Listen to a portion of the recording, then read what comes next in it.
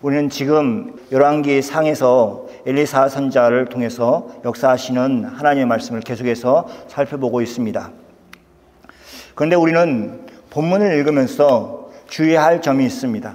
엘리사의 능력이 커서 그 능력에 집중하는 나머지 그를 통해서 일하시는 하나님을 놓치기가 쉽고 또 그렇게 해서는 안 됩니다.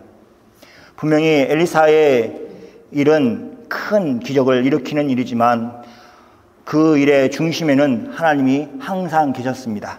엘리사를 하나님이 사용하시는 도구일 뿐입니다. 그러니까 그것을 우리가 놓쳐서는 안 됩니다.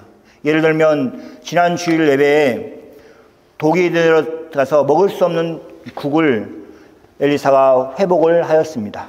엘리사가 가루를 국에 넣어서 그렇게 된 것입니다. 그러나 엘리사가 한 일이 아니라 하나님이 엘리사를 통해서 일하셨다는 것을 항상 생각해야만 됩니다. 엘리사는 순종하였을 뿐이고 진정한 회복은 하나님께서 주신 것입니다.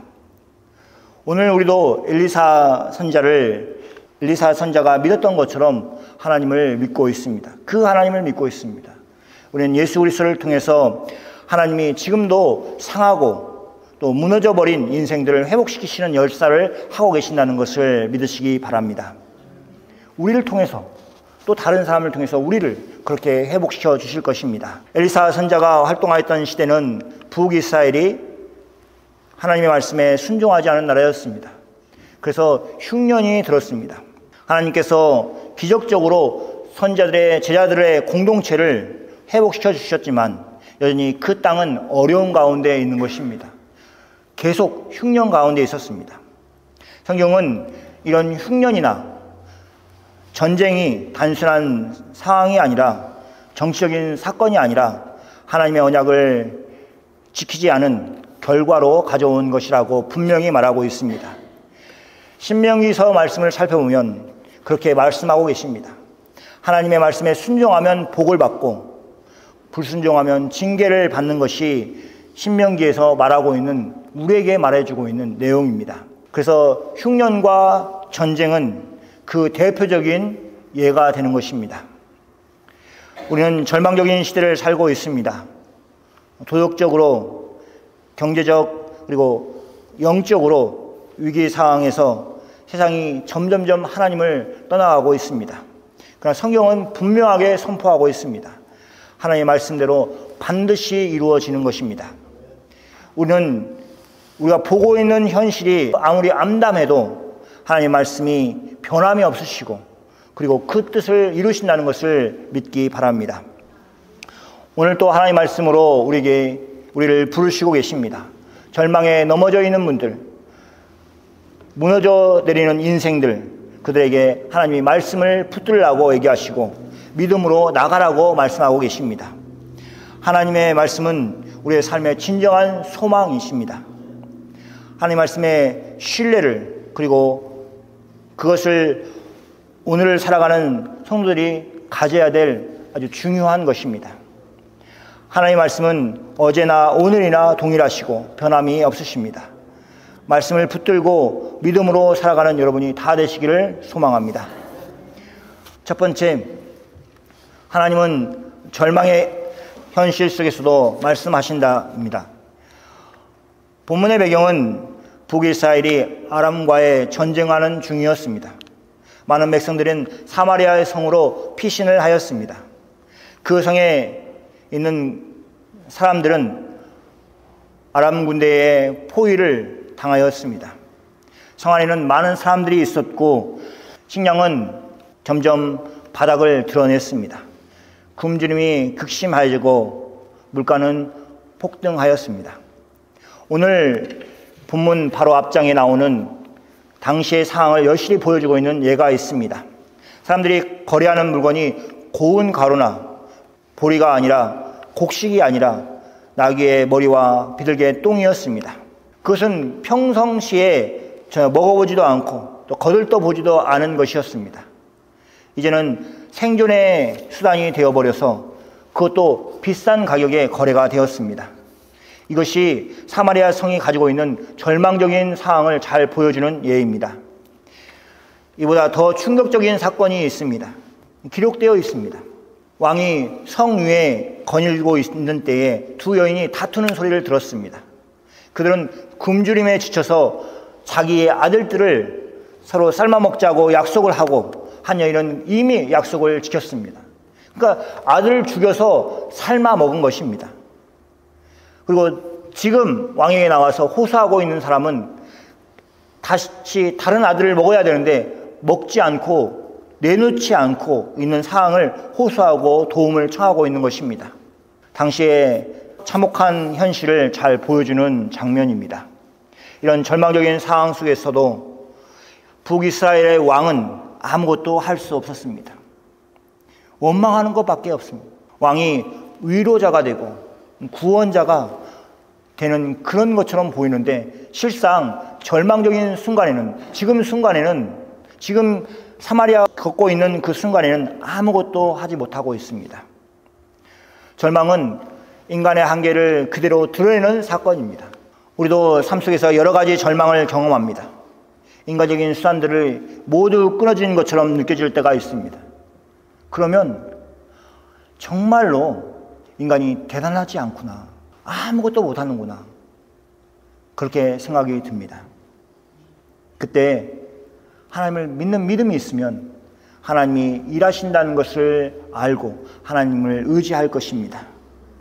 하나님은 인간의 한계가 드러나는 그 자리에서, 그 시간에서 하나님의 능력을 보여주시고 말씀의 신실하심을 보여주시는 그런 하나님이십니다. 이 절망의 한복판에서 엘리사 선지자는 하나님의 말씀을 전하였습니다. 우리가 읽은 2절 말씀 보십시오. 여호와의 말씀을 들을지어다. 여호와께서 이르시되 내일 이맘때에 사마리아 성문에서 고운 밀가루 한 세아가 한 세겔에, 보리 두 세아가 한 세겔에 팔리리라 하셨느니라. 인간의 눈으로 보면 도저히 일어날 수 없는 일이 일어날 것입니다. 불가능한 것처럼 보이는 것이 하나님께서 하시는 일이십니다. 엘리사 선지자를 통해서 선포하고 있는 하나님의 말씀은 이렇게 놀라운 일을 일으키셔서 결국에는 구원을 하시겠다라고 그렇게 말씀하고 계십니다. 그러므로 우리는 하나님 말씀에 귀를 더 기울여야 합니다. 하나님 말씀은 막연한 위로나 인간이 기대를 채워주는 그런 말씀이 아닙니다. 실제로 이루어지는 하나님의 말씀입니다. 하나님의 약속이고 하나님의 언약입니다. 여러분이 오늘 어떤 상황 가운데 있더라도 하나님 말씀에 서시는 여러분이 다 되시기를 소망합니다. 말씀을 통해 하나님이 일하심을 믿고 바라시고 기도하고 그리고 그것으로 힘을 얻고 다시 일어나서 하나님을 바라보는 그런 소망이 있기를 바랍니다. 두 번째는 하나님은 절망의 현실 속에서도 하나님의 역사를 믿지 못하는 자는 그 영광도 참여하지 못한다입니다. 극심한 기근으로 절망 가운데 있는 사마리아 성에 하나님의 구원의 말씀이 엘리야 선지자를 통해서 선포되었습니다. 그들이 언약을 지키지도 않고 잘 지키겠다고 약속하지도 않고 죄악 가운데 있음에도 불구하고 하나님은 그들을 긍휼히 여기셔서 그들의 죄를 먼저 지적하지 않으시고 은혜의 손을 내밀고 계신 것입니다. 엘리사 선지자를 통해서 하나님은 분명히 내일 이맘때에 기적적인 회복을 하시겠다고 그렇게 선언하셨습니다. 내일 이맘때에. 그러니까 하루를 기다리면 되는 것입니다. 이 말씀을 들은 백성들은 하나님의 신실하심과 공륜하심에 감사하고 기대에 차서 내일을 기다리면 되는 것입니다. 그날을 기다리면 되는 것입니다. 그러나 성경은 전혀 다른 반응을 보여주고 있습니다. 왕이 신뢰하는 한 장관이 엘리사의 말을 듣고 이렇게 반응하고 있습니다. 여호와께서 하늘에 창을 내신들 어찌 이 일이 있으리요?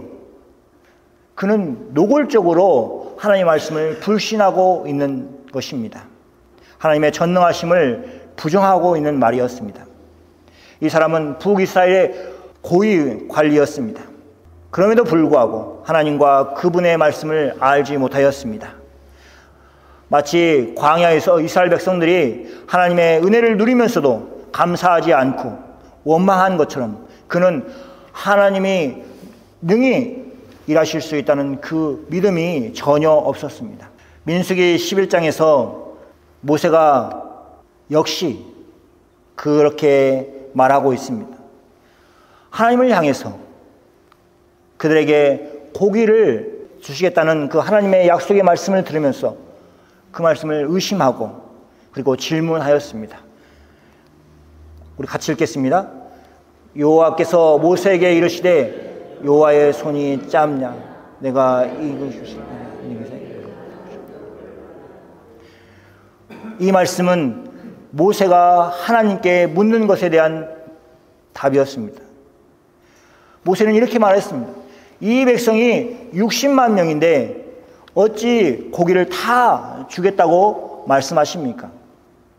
하나님 능력이 있는 건 아는데 또 이스라엘 백성들을 사랑하는 건 알겠는데 근데 60만이나 되는 사람들을 고기를 먹일 수 있습니까? 능력이 되십니까? 이렇게 물어보는 것입니다. 그러니까 하나님께서 이렇게 합니다.